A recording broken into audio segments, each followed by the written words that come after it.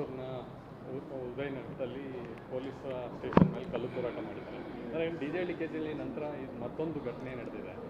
ನೋಡಿ, ಸಣ್ಣ ಸಣ್ಣ ವಿಷಯಕ್ಕೂ ಯಾಕೆ ಕೆರಳ್ತಾರೆ? ದಿನನಿತ್ಯ ಹಾಗೆ ಪ್ರಧಾನಮಂತ್ರಿ ನರೇಂದ್ರ ಮೋದಿಯವರ ಬಗ್ಗೆಯೂ ಕೂಡ ಕಾಮೆಂಟ್ಸ್ ಮಾಡೋದನ್ನು ನೋಡಿದ್ದೀವಿ.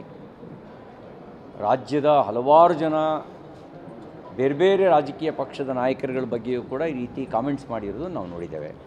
ಮುಸಲ್ಮಾನರೇ ಯಾಕೆ ಕೆರಳ್ತಾರೆ? ಕೆರಳಿಸುವಂಥ ಯಾವ ಸಂಘಟನೆ ಕೆಲಸ ಮಾಡ್ತಾಯಿದೆ ಅವ್ರ ಹಿಂದ್ಗಡೆ?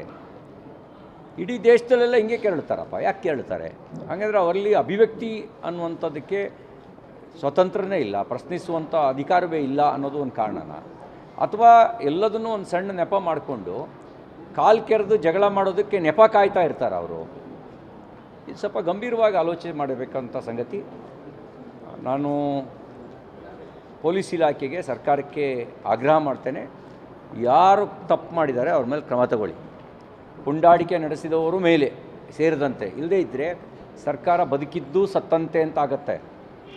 ಕ್ರಮ ತಗೊಳ್ಳಿ ಅಂತ ಆಗ್ರಹಿಸ್ತೇನೆ. ಈ ಘಟನೆಯನ್ನು ನಾನು ಖಂಡಿಸ್ತೇನೆ.